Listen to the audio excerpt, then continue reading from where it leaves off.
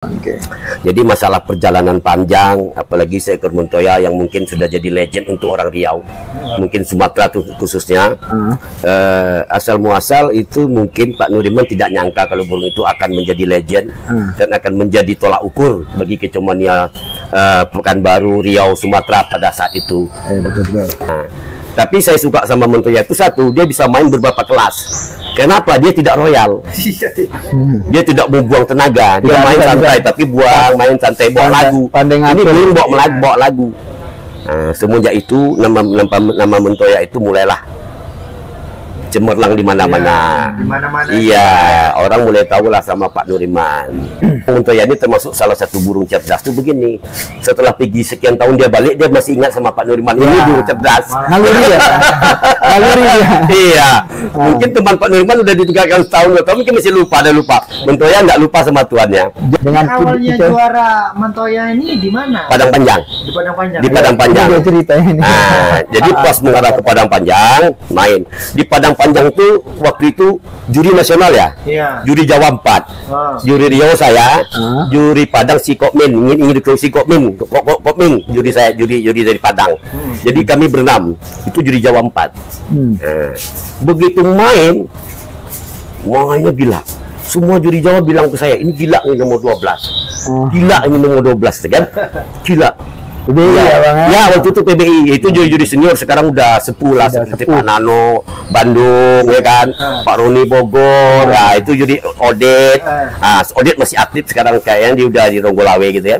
Odet itu masih aktif. Jadi begitu main begitu, terus terang Montoya itu juara 1. Iya. Montoya juara 1, geger itu, dapat medali emas. Oh iya. Geger semua. Ya, ada yang semua. Iya. Berapa kali turun? 2 kali turun. 2 kali turun. Turun pertama dapat juara 1, main kedua juga dapat juara 1, dia dapat 2 bintang emas. Itulah hadiah emas waktu itu.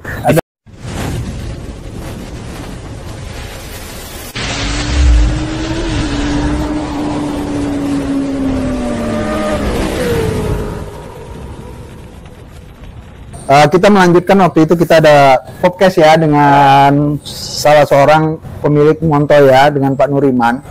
Jadi di dalam podcast itu beliau menyebutkan asal muasal Montoya ini, yang saat itu yang menyatakan ini burung bagus, pertahankan atau saya beli. Inilah orangnya.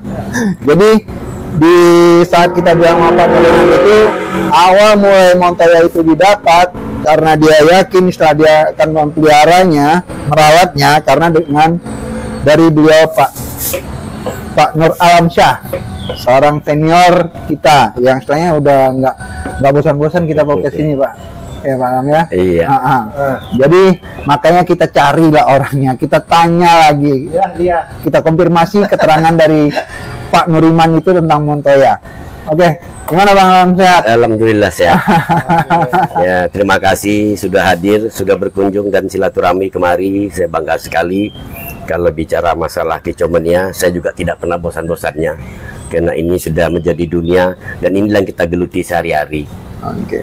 Jadi masalah perjalanan panjang, apalagi seekor Montoya yang mungkin sudah jadi legend untuk orang Riau, mungkin Sumatera tuh khususnya. Asal muasal itu mungkin Pak Nuriman tidak nyangka kalau burung itu akan menjadi legend dan akan menjadi tolak ukur bagi kecomania Pekanbaru, Riau, Sumatera pada saat itu. Betul. Jadi secara tidak sengaja beliau berkunjung di rumah teman kita di Araparaya. Iya. Jadi lihatlah dia tidak ada burung, kemudian dikenalkanlah burung ini. Waktu itu Nuriman lihat, karena di rumah dia tidak ada burung, ya dengan feeling, insting katanya kan, dia sur sama burung ini. Dari situlah dia transaksi. Mungkin ceritanya dulu katanya ada tukar tambah, atau bagaimana jalan ceritanya saya tidak tahu. Ceritanya memang dari bahan. Sebetulnya burung itu baru semi jadi. Semi jadi baru, tapi udah mulai jadi, semi jadilah. Jadi dirawat beberapa lama sama Pak Nuriman ini. Saya nggak tahu tuh burung itu gimana. Dibawalah main ke Duri Perdana. Waktu itu ada acara LKMI. Ternyata burung itu tidak masuk. Tidak masuk. Kemudian beliau kena apalah, kena gimana sama teman-teman lain, apa nih burung begana begini tapi kabarnya kalau zaman ya digurui lah apa nih kiriman punya burung kok seperti ini begini, carilah burung yang lebih bagus gini-gini, kita kan mapan segala macam demikian. Jadi tidak lama begini, saya dulu kan tiap minggu ada latihan di depan rumah. Jadi tiap sore kita latihan lah, kumpul. Jadi suatu saat Pak Nuriman bawa burung ini. Inilah baru pertama saya lihat burung ini. Saya lihat burung ini, oh ini burung lumayan. Wah cantik. Apa lumayan bang? Kemarin di duri nggak masuk katanya. Ya kalau menurut saya ini burung lumayan, ini burung berkarakter. Sekarang begini aja, kalau Pak Nuriman mau jual burung ini, saya berani bayar 25 juta. Pada saat itu burung itu cuma dibeli 800.000. Iya. Nah, ini menunjukkan keyakinan saya kalau burung ini layak dihargai segitu. Saya bilang. Jadi bertolak ukur dari situ Pak Nuriman bertahan dengan burung ini. Nah, jadi setelah berapa bulan ada lomba di Padang Panjang. Ini lomba nasional. Yang saat pertama kan tadi dibilang kan dia ngambil dari Bang Ujang di Alas Raya, kita tahu ya rekan-rekan, setelahnya Bang Ujang itu setelahnya salah satu juga penggiat kicau mania di Pekanbaru ini. Dia mengambil, kalau nggak salah dia tukar tambah ceritanya begitu. Cerita di podcast. Jadi berselang dari berarti Bang Alam melihat burung tersebut di saat di sini, bukan ke rumah. Oh, bukan waktu di duri ya. Waktu di duri saya nggak waktu latihan di sini. Jadi waktu latihan di sini Abang melihat dengan keyakinan. Burung ini punya karakter. Dari situ makanya orang itu kurang yakin. Saya tawar. Yang terus setelah yang dari sini itu jarak yang kan lomba ke Padang Panjang. Ke Padang Panjang 3 bulan. Oh 3 bulan. 3 bulan kemudian ada lomba di Padang Panjang. Ada lomba di Padang Panjang. Sudah tuh dia ngajak saya pergi. Nah kebetulan saya tugas di situ itu acara PBI. Jadi waktu itu kan didatangi juri-juri nasional. Tapi ada cerita unik juga nih sebelum terjadinya keberangkatan itu. Jadi orang ini dia punya visi pertama kali lah, mungkin mereka dia punya visi kicau mania visi waktu itu. Itu orangnya ada Aram Idrus di situ, ada almarhum Aris, ada Ujang Asraf, sudah tuh ada Bang Ardi, salah satu Nuriman. Itu orang ini pergi. Jadi karena Nuriman itu lagi tugas, jadi dia berharap Nuriman itu pergi sama saya. Nah, pergi sama saya. Jadi sebelum itu orang itu udah berangkat. Karena burung Nuriman ini tidak begitu dianggap. Nah, mereka udah berangkat burung. Belum lah, istilahnya diburi. Belum ibaratnya kayak gini lah. Aduh, masih cupu lah.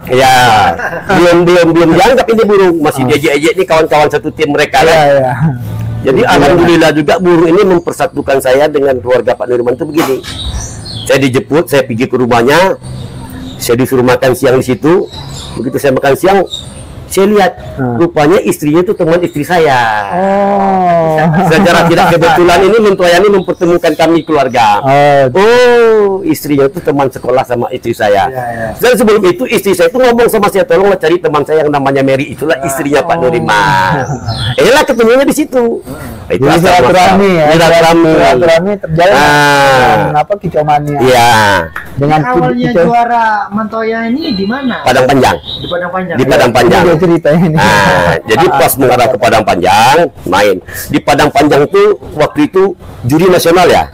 Juri Jawa 4. Juri Riau saya, juri Padang si Kokmin, ingin si Kokmin, juri saya, juri dari Padang. Jadi kami berenam, itu juri Jawa 4. Begitu mainnya gila. Semua juri Jawa bilang ke saya, ini gila ini nomor 12. Gila ini nomor 12 kan? Gila. PBI ya Bang ya? Waktu itu PBI, itu juri-juri senior, sekarang udah sepuh lah, seperti Pak Nano Bandung ya kan, Pak Roni Bogor, itu juri Odet. Odet masih aktif sekarang, kayaknya dia udah di Ronggolawe gitu ya. Odet itu masih aktif. Jadi begitu main begitu, terus terang Montoya itu juara 1. Montoya juara 1, geger itu, dapat medali emas. Geger semua. Ada semua. Berapa kali turun? 2 kali turun. Turun pertama dapat juara 1, main kedua juga dapat juara 1, dia dapat 2 bintang emas. Itulah hadiah emas waktu itu. Di Ada sinilah emas dia. waktu itu. Ya ada emasnya, dia dapat bintang emas. Oh, gitu. Itu Montoya itu sudah memberikan Pak Nuriman emas loh. 2 bintang emas. Nah, mungkin Pak Nuriman tidak sempat bicara hal-hal seperti itu. Enggak. Nah, ini ada yang menarik nih. Kan berangkat dengan teman-temannya yang jadi haters, yang ngebully. Apa yang abang tangkap waktu itu kan setelahnya dari abis Montoya dapat itu, yang rekan-rekan dua ini apa jadi? Ya kaget, Pak Nuriman sendiri temenong itu. Nah, tidak diturunkan dia burung, Pak Arlan yang menurunkan di burung. Ini burung kita ya. Ini Pak Arlan nih ngambil momen nih, dia menurunkan burung itu. Karena Pak Nuriman terus terang waktu itu di Kecomannya kan belum begitu populer. Jadi Montoya ini salah satu yang melambungkan nama beliau ke pentas Kicomania. Montoya inilah pertama kali yang memangguk yang jadi bisa dibayangin tuh. Apa ya, burung yang istilahnya ibaratnya yang dibully atau apa tiba-tiba jadi kayak gitu, jadi kaget. Bang Arhan, burung Montoya ini emang termasuk apa ya? Burung buangan ya? Bukan burung orang yang punya nggak tahu itu burung belum berprestasi. Pak Nuriman ngambil burung itu separuh bahan. Belum punya prestasi itu burung, nggak tahu. Ya. Tapi saya kan nengok karakter ini burung, nengok secara fisik segala macam, ini burung yang dicari. Ya kan, nengok kepala, nengok leher, nengok bentuk, gaya main. Ibaratnya kalau ini burung, kalau orang bilang sih katurannya masuk sekali. Tapi waktu itu katanya dia gimana? Kalau diadu dia ngembang gitu. Agak ngembang itu waktu itu dia habis mabung. Jadi saya bilang waktu itu jangan cepat-cepat dikeluarin karena dia belum siap. Kalau burung ini belum siap dia begitu. Nah, tapi saya suka sama Montoya itu satu, dia bisa main beberapa kelas. Kenapa? Dia tidak royal. Dia tidak membuang tenaga. Dia main santai tapi main santai bawa lagu. Ini belum bawa lagu.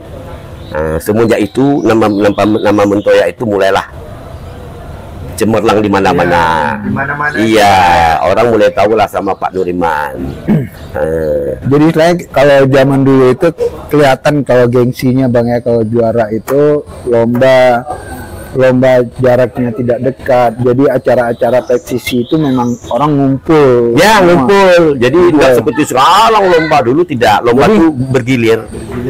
Makanya sedikit banyak kan saya dengar. Jadi kita datang ke sini rekan-rekan semua. Kenapa kita tanya dengan Bang Alam? Karena beliau sendiri Pak Nuriman juga menyebutkan di podcast kita itu dia juga tidak punya keyakinan karena seorang yang tadi seperti dibilang malam, di saat dia baru mendapat Montoya itu boleh dikategorikan dia itu barulah mengenal dunia perburungan. Jadi istilahnya dia merasa yakin itu ya dari Riau, karena ya otomatis yang siapa yang nggak tahu di Riau umpamanya pada khususnya istilahnya yang untuk Kicomania sendiri yang di dunia perburungan di Pekanbaru ya kan, Bang Alam ini sudah terlebih dahulu. Jadi istilahnya Montoya didapat keraguan Pak Nuriman dan meyakinkan keraguan Pak Nuriman itu untuk memelihara Montoya ya Bang Alam ini.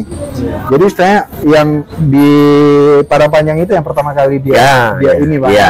Barunya kalau kata orang sekarang moncer. Moncer. Dia menunjukkan jati dirinya. Jadi apa yang saya ucapkan itu dijawab dia di Padang Panjang. Di situ baru dari situ dia terus berlanjut. Nah, sehingga terciumlah sama orang Sumatera Utara. Dari Medan mencium itu nama Montoya seperti apa. Jadi entah bagaimana jalan ceritanya, tidak tahu. Waktu itu kan beliau tuh lagi membangun segala macam, tidak bisa ngurus Montoya, ditransferlah ke situ. Harganya seperti harga yang saya sebutkan pertama, 25 juta. Jadi kayaknya mulut saya ini asin sekali. Memang seharga itulah ditransfer orang. Nyampe ke Medan nggak jalan bro? Nyampe ke Medan, jalan sih tidak lama, jalan satu. Kayaknya dia menemukan mainan baru. Mainan baru sesuai yang dipahami oleh yang diinginkan oleh juri-juri di Medan. Tapi karena dia udah berjanji sama Pak Nuriman, burung ini akan dikembalikannya kepada Pak Nuriman kalau dia sudah tidak pakai lagi. Baliklah lagi ke tangan Pak Nuriman. Setelah balik ke tangan Pak Nuriman, Montoya sudah tidak terbendung lagi. Gila. Iya, karena usia bertambah, pengalaman jam terbang. Udah mata. Jadi juga kesannya kayak gini. Mungkin yang pada beliau yang kalau nggak salah Pak Awi ya yang ambil itu tuh. Pak Jokowi. Oh, Jokowi. Ya, pakar pembeli murai terbaik di Sumatera Utara. Jadi kenapa mungkin ya setelah kayak Pak Nuriman, kembali ke Pak Nuriman, karena momen masa ibaratnya seorang anak belajar berdiri itu dengan Nuriman. Ya. Nah, seperti itu. Jadi kalau yang selanjutnya itu kan ya dia ambil yang sudah berjalan aja. Jadi makanya saya bilang Montoya ini termasuk salah satu burung cerdas tuh begini. Setelah pergi sekian tahun dia balik, dia masih ingat sama Pak Nuriman. Ini burung cerdas. Naluri ya. Naluri ya. Iya. Mungkin teman Pak Nuriman udah ditinggalkan setahun atau mungkin masih lupa, ada lupa. Montoya nggak lupa sama tuannya. Jadi sebenarnya guyonan-guyonan kita di dunia kicau ini memang kita rasakan, ya kan? Pertama Montoya itu hadir, dia diguyon oleh rekan-rekannya. Ya. Setelah itu dibayar, dibuktikan dengan Orang ini taruhan. Taruhan ini belum siapa? Taruhan nanti bayar makan, kumpul-kumpul. 100 mereka bisi lah, 5 orang terkumpul lah duit 500. Jadi siapa yang menang itulah yang dapat. Akhirnya dua kali ini menangkan kebingungan.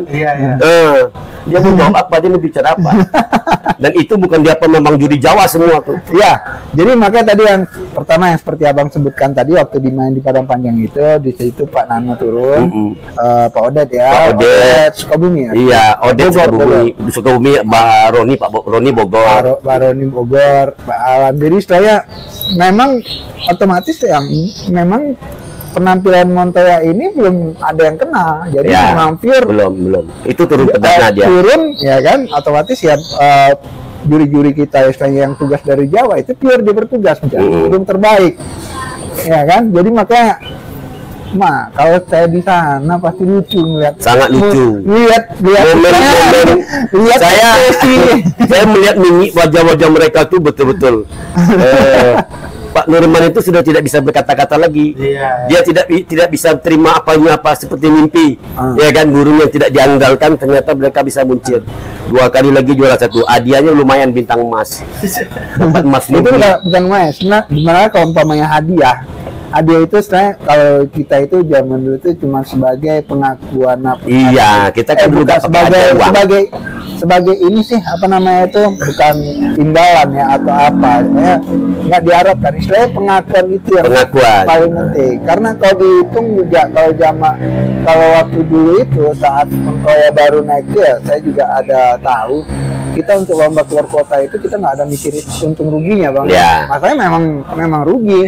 Nggak, karena hadiah istilahnya penghargaan itu tuh kadang-kadang berupa piala ya, seperti di Pak Nuriman itu piala dan piagam penghargaan aja. Yang menjadi kebanggaan itu yang bikin nurani yang tenang itu, jagoan kita tuh ya jadi itu. Jadi ya di sana saya lihat. Jadi pas setelah dari kan gini bang, kan habis dari Padang Panjang, lalu ada lomba lagi, setelah itu pindahlah ke Pak Juhui, ya kan, dipinang ibaratnya oleh Pak Juhui, ya kan, lantaran hubungan silaturahmi yang bagus, Montoya bisa kembali lagi, ya kan, Pak Nuriman masih bisa berdarah lagi. Jadi saya juga terbayang waktu itu pas kalau nggak salah kita dapat cerita istilahnya itu tuh bang, kan Montoya nggak ada, dia diledek-ledek lagi sama teman-teman. Betul. Coba abang ceritain bang, berapa kali Pak Nuriman bongkar pasang untuk cari. Jadi untuk mencari pengganti, saya bilang sulit. Kenapa sulit? Karena Montoya itu salah satu burung spesifik ya. Saya selama ini menjuri mencari burung karakter seperti Montoya ini nggak berapa ekor. Udah puluhan tahun nih kita menjuri mencari burung yang show-nya seperti Montoya itu nggak dapat. Memang dia punya show tersendiri, gayanya tersendiri, dia manggil juri, bagaimana actionnya, dia tidak pernah bikin kesalahan, tidak pernah kelatih, tidak pernah begini, tidak pernah bertingkah. Nah kerjanya gitu. Jadi nanti paling kalahnya nanti sama orang yang full power. Nah jadi kalau di sini musuh dia tuh kan dulu Perwira, punyanya Pak Jas. Itulah orang tuh saling apa gitu. Nah, jadi Perwira itu kadang kalau Perwira itu nakal ya Montoya lah dia. Karena Montoya ini nggak pernah nakal burung. Ibaratnya persaingan di Montoya itu ibaratnya ya itulah namanya juga mau hidup. Jadi tunggu mana yang yang kepleset sedikit atau saat ini perkembangan burung saat ini burung seperti Montoya itu lagi dicari. lagi ngetren sekarang burung satu tenggeran, goyang-goyang mukul, goyang-goyang mukul. Tapi kan susah mencarinya. Ya, tapi sekarang kan ini hasil cetak, sekarang hasil ternak. Iya. Jadi kalau itu masih ada, mungkin Riau masih beda lagi sama Magic yang sama Penyondra. Wah, kalau itu memang pukulan itu burung. Oh, itu enak tuh nanti. Nah, Suatu saat kita akan bahas Magic lagi Bang ya. Itu pukulan tuh Magic. Jadi rekan-rekan, karena ibaratnya kalau di Pekanbaru ini, Bang Alam ini dianggap memang udah sepuh ya. Selain mungkin ya untuk juri pertama, nanti di apa kita lagi ada nanti akan kita bahas. Banyak yang akan kita kupas dari Bang Alam ini.